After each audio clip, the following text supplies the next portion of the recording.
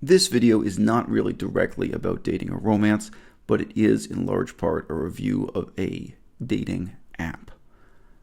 It may seem like just yesterday that I had long format discussions on these topics on this channel, but it was actually a year and a half ago.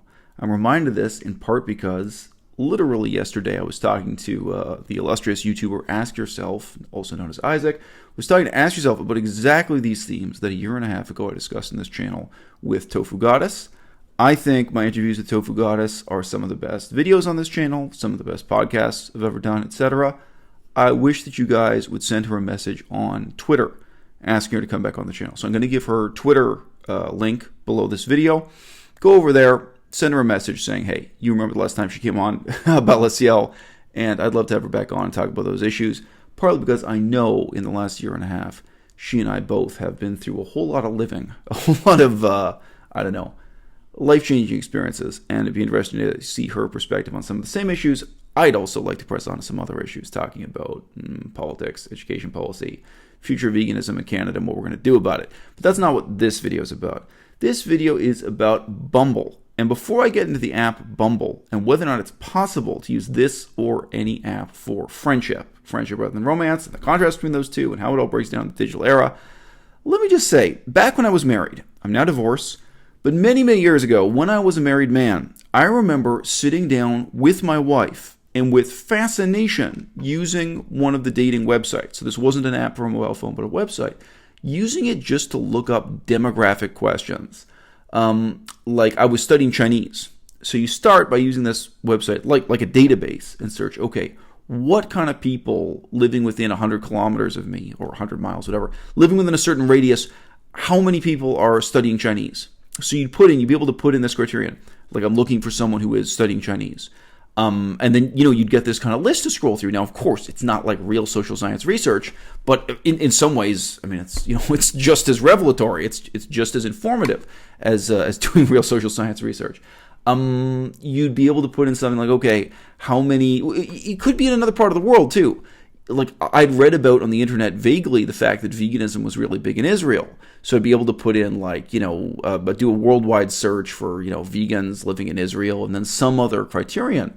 And the dating website would give you these profiles that would give you, a reasonably deep snapshot of the type of people who were vegan living in Israel, the type of people who were vegan and learning Chinese and currently enrolled in a PhD program, the type of people who happen to live in California or Saskatchewan, Canada, or some other thing.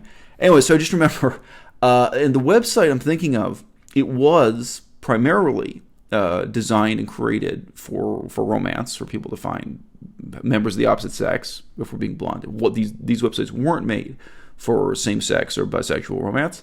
I think all of them have tried to, have some kind of drop-down menu that lets those markets also use them, but that's not what they're designed and created for.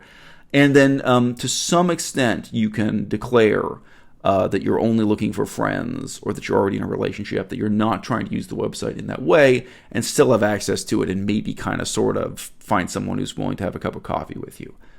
In my opinion, it's part of why I'm making this video now, it's really interesting to reflect on why these same websites don't work well this way. And for me, it's also like a meditation on philosophical questions of why it's so hard for, adults to make new friends after they finish high school, which I think is a big question for English-speaking Western civilization, Canada, the United States, England, from what I hear, also Australia. I've never lived in Australia. But yeah, it's a puzzle, and it's a puzzle you put together out of many jagged pieces with many rough edges, some of which came into very sharp contrast for me when I downloaded the app Bumble. If I get even the name right. Yeah, I think so. Bumble. And I did so because I read that it doesn't just do dating, it allegedly also does friendship. So first and foremost, let's just talk about the revenue generating model for applications and websites like Bumble. These are so-called matchmaking websites, but what they do is radically different from what a matchmaker would do historically, right? So to give you an example of how Bumble makes its money, a matchmaker 500 years ago would be someone you would pay, or maybe just a member of your community you have some kind of relation to. It could be an aunt or an uncle or a grandparent, so there may not be money involved. but someone who allegedly, with your best interest in heart, would go out and seek a suitable match for you and recommend them and introduce you to them, or introduce you to their parents through some kind of formal process, right? These websites and these applications don't make introductions. They mostly make their money through concealment of nearly random matches and suggestions, right? So the way Bumble operates, one of its principles, and again, this is why trying to market romance on the internet is so different from trying to market friendship. If someone sees your advertisement, your listing, and likes you, they like the look of you, they like the description of you, they have a 24-hour window of time to write to you and start the connection going. Now, you could say they're doing this just to create excitement. They're actually doing it to generate revenue. The reality is that Bumble will give you a little warning and say, oh, you're running out of time to make this connection, so why don't you just pay a small fee and you can get an extra 24 hours or an extra week, something like this. It'll extend the time. Now, again, and who is this person you're paying to have the opportunity to talk to? You don't know. You've never talked to them by definition here. But also, it's not as if the application is recommending this person as suitable for you. It's almost at random, but through concealment. And they're inviting you to let your imagination run wild and think this is some great opportunity for you. They're trying to nudge you into basically irrational economic behavior. Because what you're paying for in that circumstance, let's face it, you're paying for nothing. This is like crippleware. It's like crippled software. There's no reason for this opportunity to disappear after 24 hours, except that they want to ransom the opportunity for you to pay for more time. Now, in a romantic context, in the context of people maybe seeking out the person they're going to get married to and raise kids with, you can nevertheless sympathize with that irrational economic behavior. But if you're talking about friendship, then this just becomes farcical. And the whole structure of the structure and even symbolism, I'm going to get into what I mean by symbolism, the semiotics of this situation of exchanging photographs on the internet and trying to spark up some kind of relationship, it becomes downright laughable when they shift from the category of marketing romance to marketing friendship.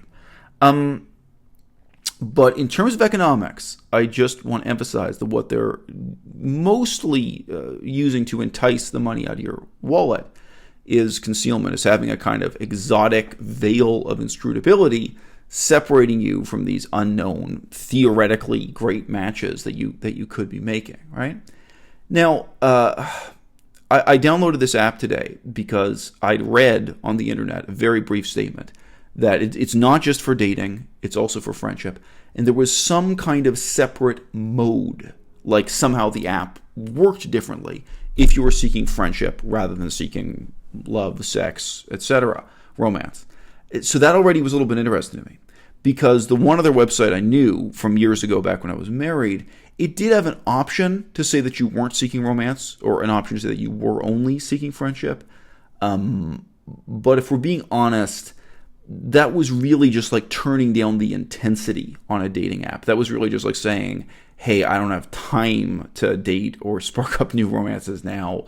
It didn't change the mode. It didn't change the way the website worked. So you were still, in theory, being introduced to nubile members of the opposite sex, unless you were using it as a gay or bisexual person. And then again, too, the behavior of the website doesn't change that much. So with Bumble specifically, part of the veil of inscrutability, part of this, exotic distantiation it creates between the people it's allegedly connecting, is precisely that when, in heterosexual relationships, only women can initiate conversations with men. Now, this solves a problem I think other websites have, which is just female fatigue. So when I was on the other dating website that I keep alluding to, again, many years ago, women would get in touch with me who had no visible profile. And on that website, I know this is hilarious, a lot of you won't believe me, but that website, it gave you a rating for how attractive you were, which was based on an algorithm of how many other people showed interest in you. And I actually got the highest rating. Imagine my competition. So I actually quite frequently got messages from invisible profiles.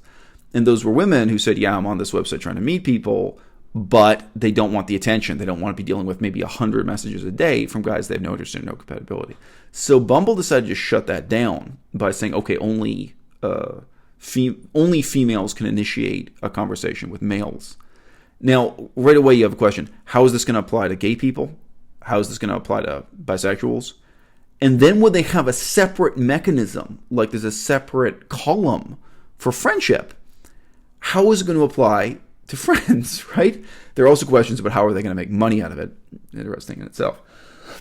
What really struck me, though, the reason why I really wanted to make this video was the absurdity of taking the kind of oblong photograph, compatibility matching process and applying it to friendship instead of romance. And for me, even just using this for a few minutes, it really forced me to reflect on, like, what is the meaning of adult friendship in contrast to romance. So, like, I turn this thing on and I click on friend mode. So friend mode they call BFF, best friends forever. Okay. Now, first surprise, only men. So, like, right away I'm just stunned. Like, what is the assumption? Is the assumption that because I'm a heterosexual man, all of my friends would be heterosexual men and not gay men, gay women, straight women, or bisexuals of either gender? Or, let's face it, guys, this is 2018. There are some other categories here for transgender, what have you. Just why? Now, so if I wanted to make friends with heterosexual women, I would have to go into the other part of the app, the romance and dating part, and declare that I'm not available. I'd have to be dating people as someone already in a relationship who's not available in order to meet women as friends. The friend part of the website is only for heterosexual men meeting other heterosexual men. So this is the first thing. The second thing is built deeply into Bumble. And yeah, I did like 2 minutes of research on this. Bumble is different from some other dating websites or apps in that it will only recommend romantic partners to you who are very closely similar to you in age. So for me, I'm 39. So you looking at matches who are just like 37, 38, 39. Okay. And this has applied also to friendship. Now, I have had friends, heterosexual male friends, who were way past retirement age when I was in my 20s. And those were friendships I learned a lot from. Now, it's interesting those friendships didn't last. Basically, they didn't last when I relocated. When I moved out of the city I was living in, I lost those friends. It's okay. But I mean, that's also partly a generational thing. People from that generation are not as good at keeping a relationship going by email or Skype or something, right? But be that as it may, I have had friendships that were important in my life with other men who were much older than me. It's almost needless to say, I've had friendships with people also who were significantly younger than me. Now, look, I could get into a discourse here. All friendship is asymmetrical. I've actually had videos talking about that in the past. I had some really great conversations with a guy named Muhammad. His internet name is Muhammad Socrates when I was in Europe. Brilliant young man. Strikingly brilliant, astoundingly well-read. We had a lot of conversations about history and politics, and to some extent actually art also, because we went to a couple of museums together. And I would have never met him if it wasn't for the internet, but he is much younger than me. So sure, in talking about certain topics, I behave a little bit differently with him than I would with someone who's the same age as me or someone who was decades older than me. It's true. But it is possible for me to be a friend with somebody who's much younger than me or somebody much older than me. I've also already implicitly said I could be friends with someone who's male or female or some of those other categories that have been alluded to. For me, actually, a lot of my friends have been women who were bisexual more often than lesbian. But, like, I can be friends with a woman where there is no issue of, I don't know, like seething repressed attraction or anything where that's, that's out of the question. It's not on the table. But I just say, this is 2018. Why would you assume this is only men seeking men? And why is it only men of the same age? The most absurd thing is, you're looking at this image, so this oblong self-portrait, and there are all these symbols that have such a clear value in the context of dating, in the context of seeking out love or romance. Like, if there's a guy with his boat on the coast on vacation, like, in a dating context what this means. The boat is not just a boat. The boat says, I have achieved a certain level of financial success or independence. I don't live at home with my parents anymore. I have some kind of job. I'm, it suggests that he's not an alcoholic and not a drug addict and isn't someone who spends all of his time in nightclubs downtown, that he's someone who spends more time indoors. There are all of these qualities that are symbolized in him choosing to present you with an image of him standing next to a boat that he allegedly owns. Maybe he just rented it, whatever the story is. And I think all of us understand, especially within our own culture and within our own language group, we understand what those symbols mean on a dating website. Why you would represent yourself literally holding certain objects in the same way that like a 16th century painted portrait will show someone holding certain objects, riding on their horse, wearing their armor, holding, religious objects and certain weapons and so on. There will be a direct symbolic representation of a person's historical, political, and economic station in the world in a portrait that's painted of them. In creating the selfie for the dating website, hilariously, in 2018, we really are doing the same, but it's almost always symbolically, suggestively hinting at the qualities that will make you a reliable parent. Even if you're a child-free person, even if you're an anti-natalist, even if you're someone who never wants to have kids, still normally what you're trying to get at is, suggesting your level of education, your level of employment, your level of wealth. Sure, those things are there, but very often, look, I could say it's just at my age, but honestly, I think it's probably even more intense for people in their 20s. Like people who are younger, a lot of the time what they're showing in those photographs is, I don't live with my parents anymore. Like, if you date me, I'm not in my parents' basement, I'm not this, I'm not that. Whether it's showing that they have their own apartment or that they have their own car or whatever it is, symbolically, their station in the world, which of course very much in your 20s is going to be called into question, and their potential for earnings in the future, their potential to be a good partner, a good mate, ultimately a good parent, is being displayed through a series of symbols and gestures in that one selfie, that one image. But then the absurdity is for me, if I'm on this website looking for friendship, so I'm a heterosexual man, I would never be friends with another man because he owns a boat.